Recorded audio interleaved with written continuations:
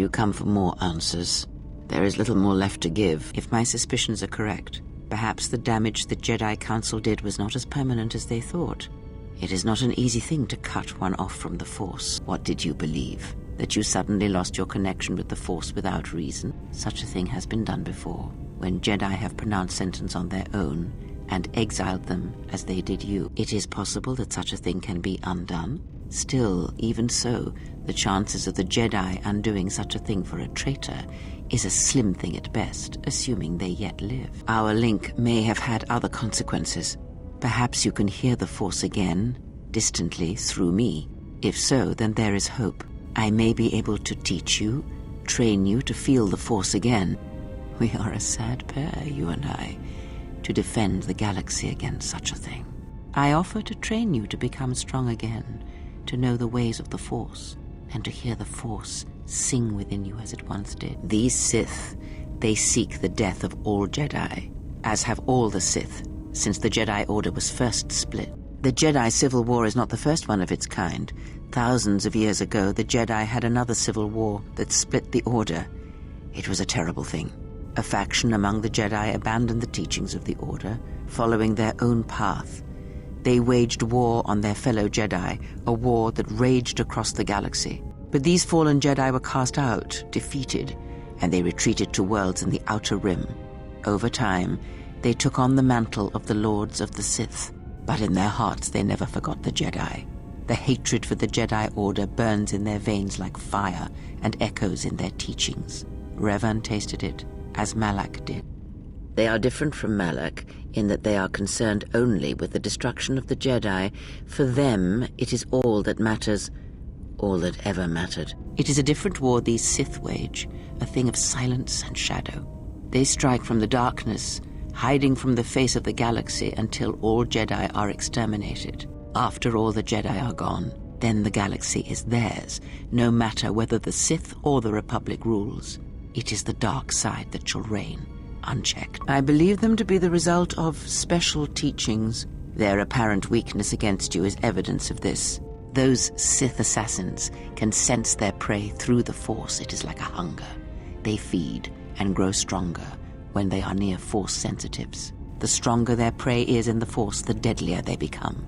As long as you were cut off from it, you were able to evade their sight. But after Paragus, I fear that you will be no longer shielded from their eyes, or the eyes of their masters.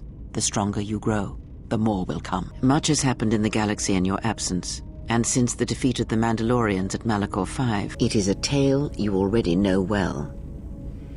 Almost a decade ago, the Mandalorians began preying on the Republic, bringing the fires of war to many planets along the Outer Rim. Their predations continued, winning victory after victory, until the Republic finally begged the Jedi Council for aid. The Jedi Council counseled caution and patience to assess the Mandalorian threat as the Outer Rim burned. 2 Jedi Knights, Revan and Malak, defied the Jedi Council. They challenged the Mandalorian fierceness and brutality on the battlefield with a viciousness of their own. Revan's entrance into the conflict marked the true beginning and end of the war. It was Revan who drove the Mandalorians back into the unknown regions. I have heard tales of Malachor 5 and Revan's part in it. I know you served there in that final battle. It must have been a terrible thing. The war's end was merely another beginning, and what seemed a victory for the Republic was far from it. Many believed the Mandalorians defeated at Malachor 5, but the Mandalorians taught the Jedi much through battle. And so it was that Malak, Revan, and the Jedi that followed them discovered their true natures in the Mandalorian crusade. But you know this. As Revan and Malak fought the Mandalorians in battle after battle, they grew to despise weakness, just as the Mandalorians did. In the end, the Mandalorians had taught them through conflict, shaped the Jedi, and turned them into a weapon against the Republic. Revan and Malak, and all the Jedi that served them, turned against the Republic and the Jedi Order. Jedi fought Jedi. Revan was ambushed by the Jedi and captured. Malak continued to wage war in his master's place, inflicting terrible wounds on the Republic. Wounds that bleed still. As all Sith do without a strong enemy, the Sith turned on each other. Revan escaped the Jedi and returned to finish Malak, and that was the end of the Jedi Civil War. Korriban lies in ruins. Revan is gone. and the blade of war he promised to stab into the heart of the galaxy has withdrawn. Where Revan wanders now, I do not know. The Jedi civil war left wounds that have yet to heal. We shall see if the Republic has the strength to survive. It is sometimes difficult to find the truth in the Jedi civil war. Was it the Republic that defeated Malak, or was it Revan? If it was Revan, then the Republic was never truly tested. A culture's teachings, and most importantly the nature of its people, achieve definition in conflict. They find themselves or find themselves lacking. Too long did the Republic remain unchallenged. It is a stagnant beast that labors for breath and has for centuries. The Jedi Order was the heart that sustained its sickness. Now the Jedi are lost. We shall see how long the Republic can survive. The Jedi Civil War cost the Republic much. The resources of the Sith seemed limitless. The Republic's was not. Fleets of warships, soldiers, and people were lost. Entire planets were decimated. Their inhabitants dead or refugees. It is a great burden for any civilization to bear. And this new threat, it is a quiet thing. Unlike the Jedi Civil War, it drives at something deeper than the strength of the Republic. It is aimed at you. The Republic was never what was important, ever. It was but a shell that surrounds the Jedi, just as the teachings of the Jedi are a shell surrounding the heart of man. You see, the war, the true war, has never been one waged by droids or warships or soldiers. They are but crude matter, obstacles against which we test ourselves. The true war is waged in the hearts of all living things, against our own natures, light or dark. That is what shapes and binds this galaxy, not these creations of man.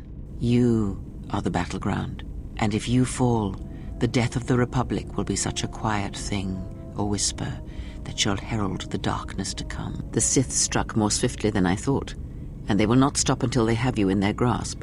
If you fall, all the galaxy will echo it. It does not matter where we go. It is not the destination that matters. It is the journey. All paths will take us to the end, whatever it may be, and no matter how strongly we fight against it. For now, we are bound for Telos, and that is enough. I would see to that fool in the cockpit, and remind him of our destination. I would not want him attempting to veer from Telos. Watch that one. His thoughts are slippery. I do not trust him, and nor should you. Such a man serves himself first, and his allies next. How's our passenger? She's still aging? I don't usually hear much beyond fool and imbecile. She's lucky she's a Jedi, or someone would have killed her years ago.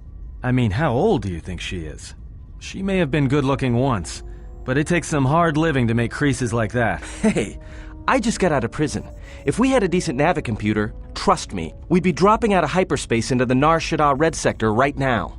After spacing that old witch, of course. Well, if you thought Paragus was dead, then Telos is a dying world they're trying to breathe back to life. Should be there before too long. You can check our course on the galaxy map if you want. It's on the wall behind you.